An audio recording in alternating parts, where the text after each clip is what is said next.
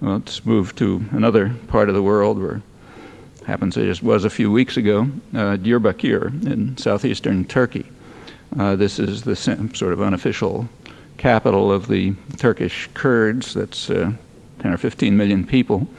They have suffered horrendous atrocities in recent years, some of the worst atrocities of the 1990s. Several million refugees, tens of thousands of people killed, hundreds, thousands actually of towns and villages destroyed, much of the countryside razed in Diyarbakir. There's nobody knows how many, but maybe hundreds of thousands of refugees in the region right nearby outside the city walls, and living essentially in a dungeon, huge dungeon under terrific repression.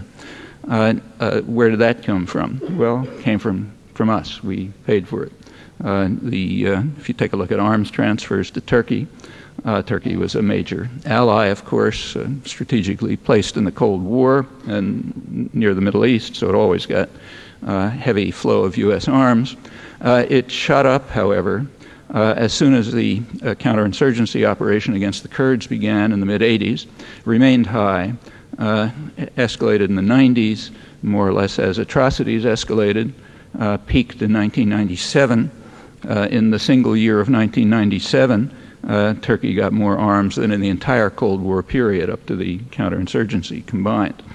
In fact, Turkey ended up being the biggest recipient of U.S. arms in the world outside of Israel and Egypt, not for Cold War reasons, as long after the Cold War, not for reasons having to do with the Middle East, but in order to slaughter and repress its domestic Kurdish population.